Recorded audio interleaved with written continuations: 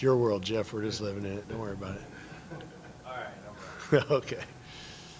Yeah, obviously heading back out on the road on kind of a high note. Just go right into Louisiana Tech. Yeah, I mean they're really talented. They're winning the league for a reason. They've got guards that can shoot it, and then they've got rim protection in the Bacho kid, and then I'm going to draw a blank on his name, number 22. The kid who was all conference, Crawford, Isaiah Crawford. Yeah, I mean he's a good player. He's a matchup problem, and they're well coached, and obviously they've been great at home. And obviously we haven't won on the road, so we've got to get ourselves mentally and physically ready to have to go beat them on their own home court. I remember preseason when we were talking about the rankings, you had mentioned the Bacho kid. If he was going to be part of the Louisiana Tech program, they'd shoot right up. Sure, that's been the case. I'm not nearly as dumb as I look. I get it. But yeah, no, he's a good player, and he's one of the better shot blockers in college basketball. He moves, he can shoot, he seals well, he runs well. But I think our big guys are good too. It's not to say that we're not going to go and compete against him. I think we've got to make sure we put ourselves in positions to be successful. You can't go challenge him at the rim every single time. If you do that, you're probably not going to come up with good results. So we've got to figure out ways to make sure we're smart about when and if we attack the rim and how we attack the rim. These are the two top offenses coming to a head. You guys are number one. They're second in terms of points per game. Is this going to be a game of runs, or is this going to be a methodical game? How are you seeing this matchup on paper? I don't know. I mean, each game's so different. Obviously, they've got a lot of offensive firepower, and I think that offensively we've been pretty good at times as well. So I would think that they're going to do some things to take certain actions away from us, and we'll try and do the same to them. But I think that it'll be a game that we get up and down the floor, and it should be an exciting game. So.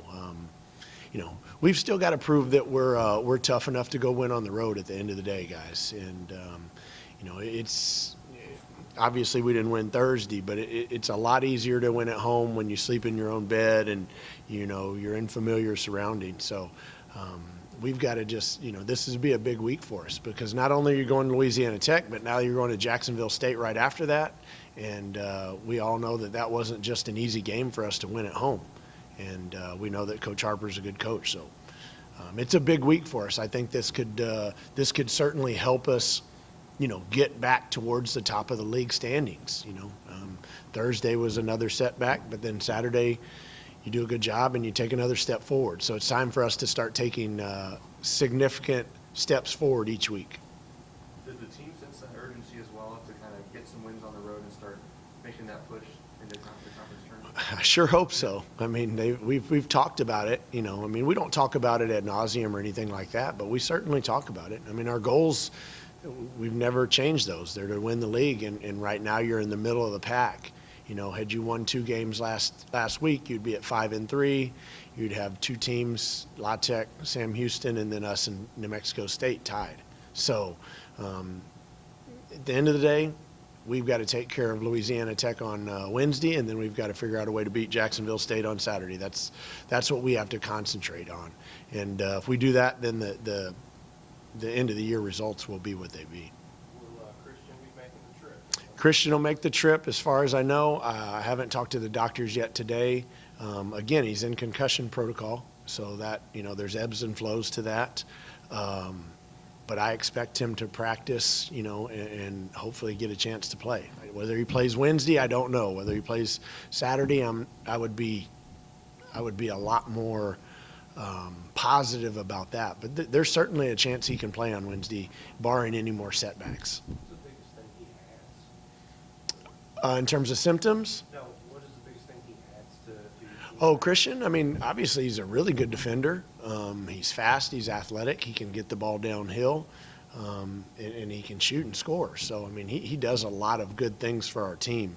And, especially in a game like this where Louisiana Tech has several guards, I think that, he could certainly help us. But with that being said, if he doesn't play, then, Tegan Moore gets more minutes, Jack gets more minutes, Newman, they all get more minutes. So we've just got to use the hand that we're dealt and move forward. Going off that, I mean, with those guys having to step up, like Jack and Tegan, just how have you seen their kind of performance with those more minutes, improve over the last couple of games with the fact that they've had to step up in those situations? Well, first of all, welcome back. Good to see you back. Glad to hear you're out of concussion protocol. Those guys have done well and continued to grow. I thought that Jack had a much better floor game on Saturday, maybe than he did on Thursday. And, if he can continue to do that and distribute the ball and pick and choose his moments where he tries to, maybe throw a lob pass or a home run pass and just be safe with it, that really helps us. But then I thought he did a good job defending his position on Saturday as well. And then Tegan, I think his game speaks for itself. I mean, he made 2 fantastic plays, just hustle plays that got the team excited, got the crowd juiced up, and then he defended the basketball really, really well one-on-one, I thought, on Saturday night and on Thursday night. So both those guys are going to continue to grow into their games as the year goes on and they get more minutes, and they're certainly capable. Coming off a game like Thursday, where obviously you take that loss at home, turn around 2 days later, play Middle Tennessee, have a back and forth half with them, go time into halftime, and then you come out and absolutely dominate the second half, which is something that we've seen here and there from this team. What is just the importance of the guys being able to make those adjustments during halftime and make them quickly and come out fast? Yeah, no, I mean, here and there is a good way to say it. That's putting it nicely. We've got to be more consistent, and I think that the consistency, it's more in our mental approach than it is anything. And for whatever reason, we didn't have the best defensive mindset in the first half. But give Middle Tennessee credit; they shot, I want to say like 23s in the first half, and they made a bunch of them. And that's not normal for them.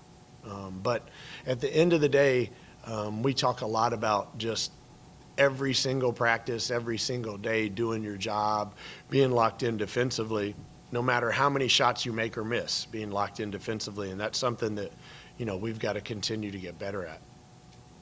When you do film sessions with these guys, do you highlight the bad, good, equally? How do you go about that? I wish I could say that I do it equally. So what we do, and I stole this from Coach Painter at Purdue. So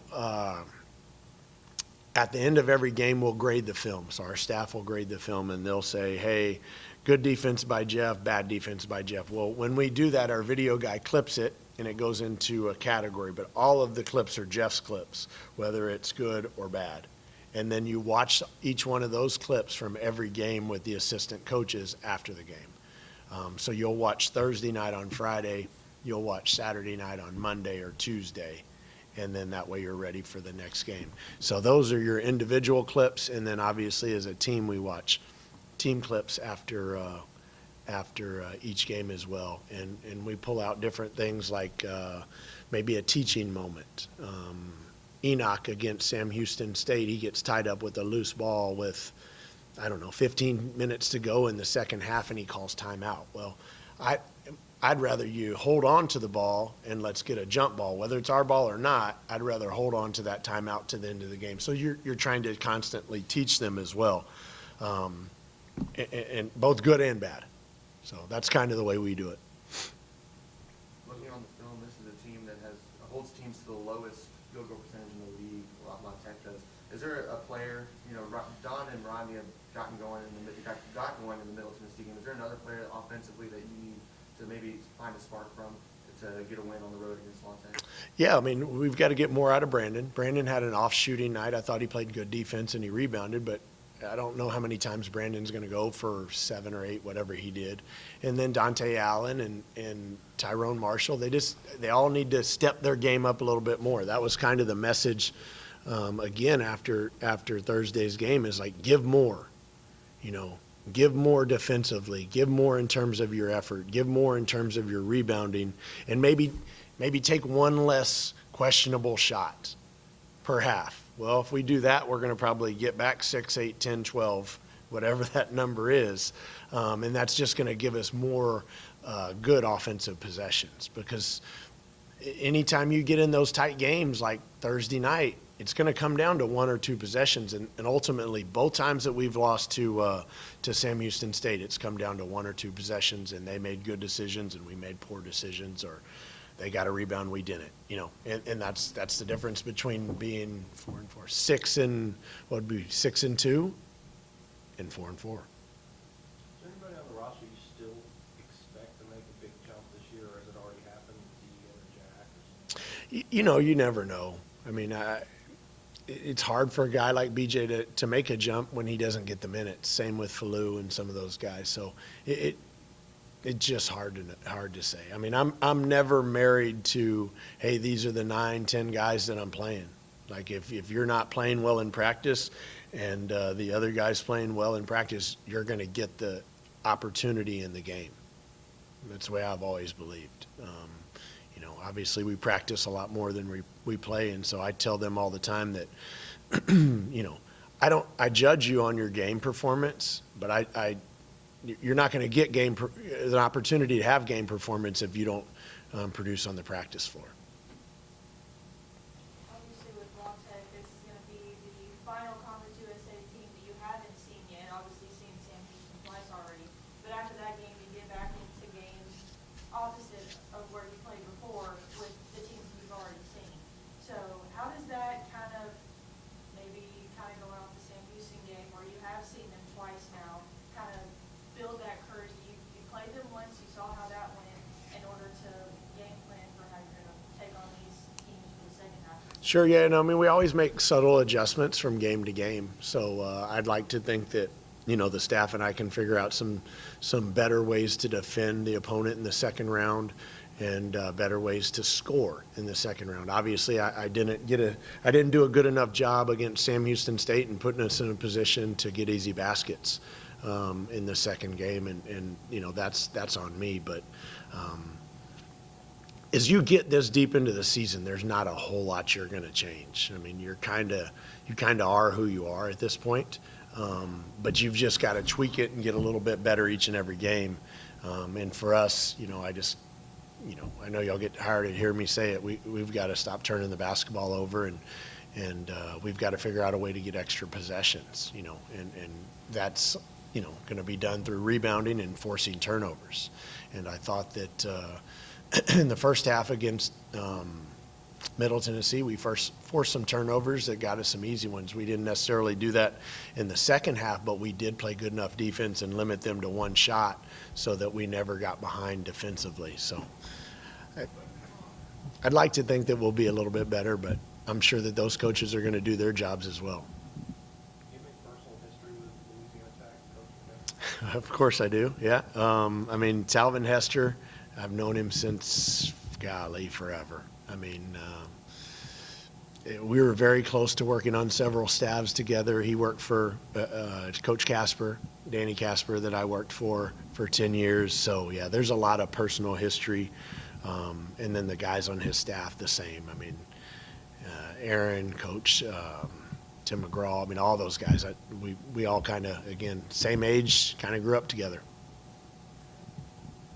Released a video of you jumping on the ground for a ring. You sore? How you feeling after that? I'm good. I expected to be a little more sore on Sunday morning than I was, but I figured that it was better me diving on that ring than Wayne Chapman and breaking a shoulder or a hip, because I know he would have done it. He's that competitive and he wants to win that much. But obviously that brings up this weekend, and yeah, what a neat deal.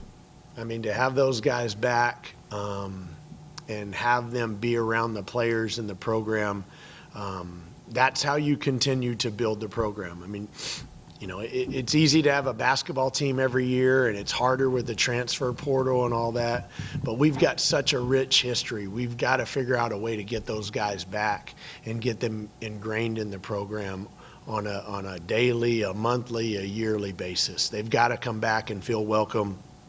And I think that, we're starting to make some progress there. So we just got to keep building on that, And if we do that, I think that we're all going to continue to really see how great a program this is and keep building it forward. So one last thing, pink out game, I believe, for the ladies this week. Obviously, that one's near and dear to my heart. So come support them on Thursday, wear pink, and, give them the same opportunity with the crowd support and the fan support and the student support that you've given us, because, what are we, 9-1 home? We wouldn't be 9-1 without the students and the fans and the community. So please cheer them on this week on Thursday. Cool.